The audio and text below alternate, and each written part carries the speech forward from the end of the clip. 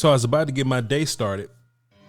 I was really minding my business, about to get ready to go to the gym to get ready to give y'all another smattering day of content and all that. And my hotline blinged and we get the information. The Dallas Cowboys and Ezekiel Elliott are having a bit of a reunion for the 2024-25 football season. I back. Trust me, I back. And the first thing that was odd that came to my mind, the older aging running back got $2 million guaranteed. Let me just get my war call ready. The aging running back got $2 million guaranteed, but your all-pro left tackle couldn't get $6 million. It's strange, man. And it's rough, and I'm not here to just poo-poo on Zeke. I'm really just kind of giving my raw reaction and just kind of, talking myself through the scenario here. But just the biggest thing I can just point to is that the Cowboys ain't serious. This is a reactionary signing because the Cowboys are not serious. Okay, so whether that be taking care of running back in the initial free agency, cool. And the Cowboys say, hey man, there's many parts of free agency. The Cowboys say, hey, free agency is more than just this first week or this second week. They really sat on their hands this entire process and they said, hey man, we'll get it done at some point.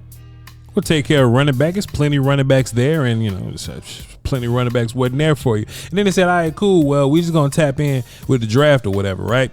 We're just gonna, find us a running back in this draft and we'll be cool.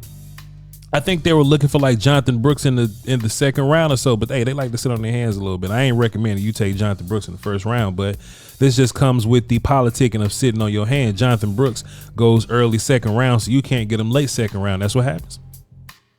And then maybe the Cowboys are looking at the board. And look, man, I'm just a YouTuber, man. I'm just some dude with a microphone and a camera. Y'all ain't got to listen to nothing I say. But just me watching the draft and analyzing it and seeing how the patterns of the draft works, I was just really assuming that the running back run would happen right up in the fourth round. I even put up clips on Twitter of me kind of, predicting that the Cowboys weren't all that serious at running back. And y'all can watch that last episode with me and Brian Broaddus. We actually had that conversation there. But if running back, I just had a feeling. It's just Voch having a feeling, right? I had a feeling that the big run on running backs was going to happen right up in the fourth round, and that was going to leave us wiped out. And we had to wait between pick 87 and pick 178. Boy, what a fall! Boy, what a time to just be waiting. That's plenty picks for you to be missing out on your running back. So I had a feeling that the Cowboys weren't going to address running back in round 3 at all. I just had a feeling that they weren't, I just thought that they were going to try to address so many more needs, and I don't think that they were taking running back seriously. I think that Zeke had scarred them so much from his previous running back tenure, with all that money and stuff, and then the whole Tony Pollard thing. Tony Pollard getting, franchise tag, which was $10 million, and all the other running backs in the market signed for like 3 or 4. I think the Cowboys were just so gun shy on running back that they just let this one get away from them. Like, they really let this one get away from them. So in their mind, maybe they devalued running back too much, but they was like, oh, we'll just sit around.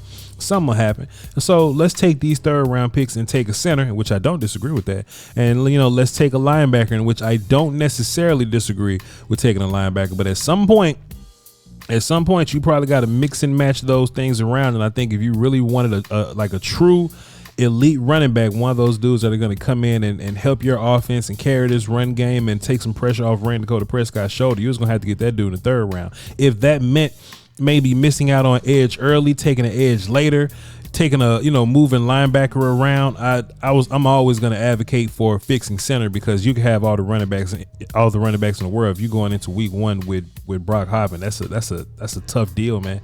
So just in general, just me looking at how we're approaching running back and how we're addressing running back and letting running back fall, I'm like, man, the Cowboys going to wait to this 5th round pick to try to make a running back. The Cowboys going to wait to this 5th round pick and try to get a running back.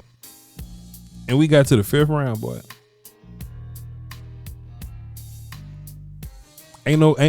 Cowboys never drafted a running back, bro. Cowboys never even looked to draft running back. And we got to the 6th and the 7th and the 7th. And then in my mind, let me just tell you how unserious Cowboys are, right? In my mind, I had this notion that, okay, the Cowboys had 30 visits with like the top 6 or 7 or so running backs. But then they had some visits with like, and you know, all due respect to those guys, right? But like some more bottom tier running backs that, you know, that's in this draft, right? So maybe, and this is just me trying to figure out what the Cowboys think, right? Maybe in their mind they're thinking, okay, well, maybe Rasheen Ali won't get drafted, maybe Bailey won't get drafted, maybe Jace won't get drafted from Alabama, right? So maybe I'll have an opportunity to get one of these guys in undrafted free agency. We'll just throw a bunch of money at them and we'll just go from there.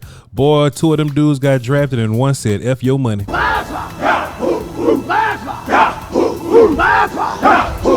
Cowboys are just unserious. Shouts out to my guy Will Still. He always talk about the Cowboys being reactive and not proactive. That's facts. The Cowboys are never going to get ahead of anything because that's what good teams do. The Cowboys are going to wait until the bed is made and then they're going to fight their way out of it, which is nonsensical, a very nonsensical way to run an organization. And if you just think about this, right? One of these scout dudes, right? And pardon me, I don't have the names, but I'm sure like y'all are, and that's why I love my audience. Y'all are very qualified. Y'all peep out all the information. Y'all are very versed in the content that comes out for you. One of the Cowboy scouts, I forgot his name because I don't know scouts' names. But one of the Cowboy scouts was like, oh yeah, we looking for running back. We looking for running back. And somebody say, well, there's a lot of running backs on the board. What kind you looking for? What kind of running back you looking for in day 3? And then they say, Hey, y'all, come look at this. oh, we looking for a running back with some juice. It's false. No way. Not this time. We created it. Not this time. No. It never happened. That's big cap, ladies and gentlemen. That is big cap, ladies and gentlemen. So now we're here with brother Ezekiel Elliott. And shouts out to Zeke, man. You know what I'm saying? Shouts out to him. You know, he rushed for 2.4 yards a carry in New England, something like that. But maybe New England was so bad that Zeke didn't get a chance. Okay, maybe New England was just I don't expect any running back. Ezekiel. I don't expect any running back. Elliott. And I don't expect any running back to step into New England and do anything productive there. You know what I'm saying? I just don't think that's here we go. So pardon me, he had 3.5 yards a carry. So he had 184 carries for 642 yards. 3 touchdowns, 3.5 yards a carry. You know what I'm saying? Those aren't good numbers by any stretch. 3.5 yards a carry. But I tell you what, I was like, maybe it's New England. Maybe New England is just trash and goofy as hell. And maybe that's the reason why Zeke wasn't good. And then went did my research and he ran for 3.8 yards when he was in Dallas. So it ain't just New England. It ain't just New England, ladies and gentlemen. I think Zeke is just slowed down in general. Funny enough that they wanted some juice, but we'll see if Zeke brings that juice. You know what I'm saying? You know, we can look at Spotrac and all the other websites all we want and see what free agent running backs kind of remain or whatever. But when Stephen Jones said he was on the phone with a veteran running back, I think Zeke was the guy. I think Zeke was the guy. And something else we got to think about too, though. Something else we got to think about too is what does this mean for the dudes that's on the roster? Okay, now let's just say you would have drafted Jonathan Brooks, Texas. You would have drafted Trey Benson, Florida State. Let's just say you would have drafted Jalen Wright from Tennessee. I think Jalen Wright was your last elite back. I think the rest of the backs were probably good. Braylon Allen, Wisconsin, whatever, right? I think if you would have drafted those guys, I think what it would have done was it would have pushed Deuce Vaughn like down the board and maybe off the team a little bit. I think Ronald Jones is a lot better than people think he is. I think people are looking at Ronald Jones and they don't really like familiarize themselves with him and his game and how he was as a complimentary back last year. Like, you know, not Ronald Jones. What'd I say? Royce Freeman. Royce Freeman get down as a complimentary back. I do think Royce Freeman is good enough to make this team. Not Ronald Jones. He don't exist here.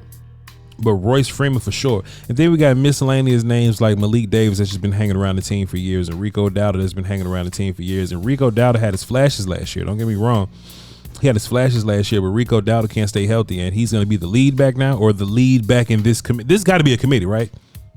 There's got to be a committee. Like you got bell cows, you got tandems, which is like 2, and then you got committee. Have there ever been a committee of 5 running backs? Has it ever been, right? Hunter Lipke's going to get involved, and I'm sure 4 running backs are going to be on the team, and I think they're all going to have a shot to get some carries. Because I don't just see one guy taking nothing away from, like, Zeke ain't finna take nothing away from nobody. Zeke ain't taking nothing away from nobody. Looking at these other free agent backs and look, they all on one screen. It's this big. It ain't a whole bunch of them. Boston Scott, Damian Harris, Cam Akers, Matt Breida, Rashawn Penny, Kareem Hunt, Latavius Murray, Jerick McKinnon. Man, he 32 years old. Marlon Mack, Josh Kelly, Lynn Bowden. Lynn Bowden can run a little bit.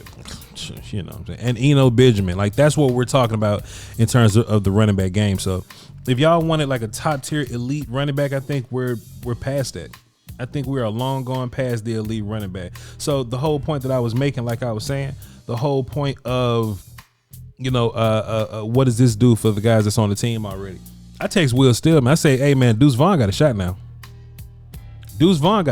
He's in prime territory to do anything on this team, to do something on this team. And the party would be like, well, but Voch, we fixed the offensive line. Shouldn't Zeke be better? I guess so. I would assume Zeke is better.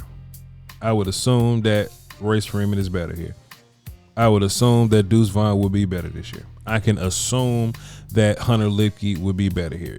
Do I assume any of this with confidence? Hell no. But I have to assume because what else the Cowboys gonna do? I have to assume because what else I'm gonna do? What other hope do we have? I'm gonna have to assume that we're gonna be just fine, that we've invested in offensive line and everything else is gonna fall into place. But y'all know I'm not the assuming type. All right, y'all hold it down for me, man. I'll tap in with y'all later on the live stream. Y'all be sure to watch all the film sessions. Check me out on Patreon, man. Salute.